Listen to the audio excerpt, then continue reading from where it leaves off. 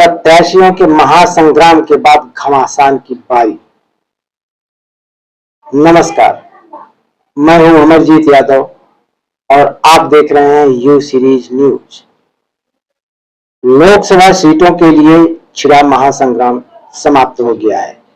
EVM machine के अंदर packed प्रत्याशियों के भाग्य का पिटारा 4 जून 2024 को खुला भी और नतीजे भी आ गए। अब महासंग्राम के बाद घमासान की बारी है, क्योंकि अब बारी है अपना बहुमत सिद्ध करने की। कौन सिद्ध कर पाएगा अपना बहुमत, भाजपा या इंडी? कौन बनेगा देश का प्रधानमंत्री? हमेशा से यही राजनीतिक पार्टियों की सोच रही है कि जो भी पार्टी उत्तर प्रदेश में अपनी जीत का परचम लहराएगी, उसी पार्टी के खाते में जाएगी प्रधानमंत्री की कुर्सी। लेकिन इस बार मामला बहुत ही ज्यादा उलझा हुआ नजर आ रहा है, बहुत ही पेचीदा नजर आ रहा है और किस करवट बैठता है ये तो आने वाला वक्त ही बताएगा। फिलहाल हम आपको बताते चलें कि जौनपुर जिले के मछली शहर क्षेत्र के लोकसभा सीट से चुनाव लड़ रही सपा की सशक्त प्रत्याशी प्रिया सरोज ने बाजी मार ली है। उन्होंने अपनी जीत का श्रेय मछली शहर की जनता को देते हुए कहा कि संविधान खतरे में था, यही मौका था संविधान को बचाने का। जनता ने धर्म की राजनीति को नकारते हुए पूरी तरह से साथ दिया। मुझे खुशी है कि जनता ने मुझ पर विश्वास किया और मैं अपनी जनता के विश्वास पर खरी उतरूंगी। अब की बार 400 पार का एग्जिट पोल दिखाने वालों को करारा जवाब दिया है जनता ने। जो संविधान को हरा रहे थे, आज उनकी करारी शिकस्त हुई है। भाजपा पर तंज कसते हुए प्रिया सरोज ने कहा कि जनता भाजपा से निजात पाना चाहती थी।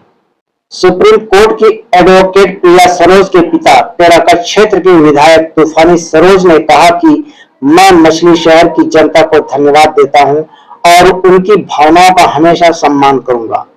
जनता परिवर्तन चाहती थी और जनता ने वोट देकर परिवर्तन को अंजाम दिया। जौनपुर सदर लोकसभा सीट से सपा प्रत्याशी बाबू सिंह कुशवाहा ने जीत अपने खाते में दर्ज की।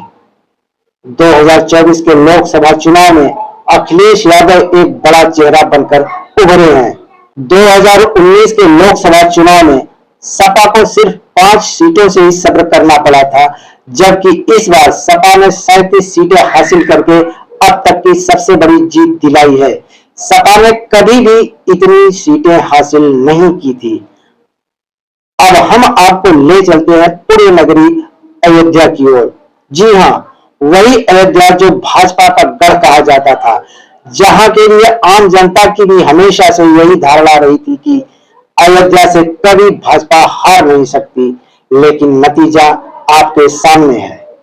अयोध्या से भाजपा प्रत्याशी लल्लू सिंह को सपा के उम्मीदवार अवधेश प्रसाद ने 53,567 वोटों से हरा दिया, जो कि भाजपा के लिए जबरदस्त झटका है।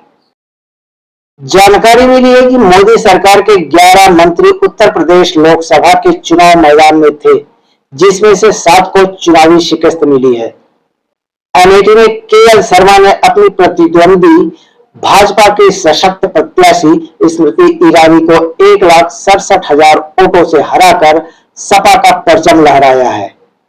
भाजपा के हारने वाले प्रत्याशियों में मेनका गांधी और दिनेश लाल यादव निरहुआ भी शामिल हैं। मेनका गांधी सुल्तानपुर से चुनाव लड़ रही थी, जबकि दिनेश लाल यादव आजमगढ़ से चुनाव लड़ रहे थे। इंडी गठबंधन ने 6 मुस्लिम प्रत्याशियों को भी टिकट दिया था, जिसमें से 5 प्रत्याशी चुनाव जीत गए हैं। भाजपा प्रत्याशी अरुण गोविंद ने मेरठ से 10,000 वोटों से जीत हासिल की है। कांग्रेस के 17 प्रत्याशियों में से केवल 6 प्रत्याशी ही जीत हासिल कर सके। घोसी से एनडीए प्रत्याशी अरविंद राजभर को सपा प्रत्याशी राजीव राय ने 1,62,000 वोटों से हराकर अपनी जीत दर्ज की। चलते चलते हम आपको ये भी बताते चले कि बसपा सुप्रीमो मायावती अपने 79 प्रत्याशियों को मैदान में उतारी थी, लेकिन दुर्भाग्य ये रहा कि बसपा के खाते में एक भी सीट नहीं आई। जौनपुर जिले और आसपास के समाचारों के लिए सब्सक्राइब कीजिए यू सीरीज न्यूज। नमस्कार।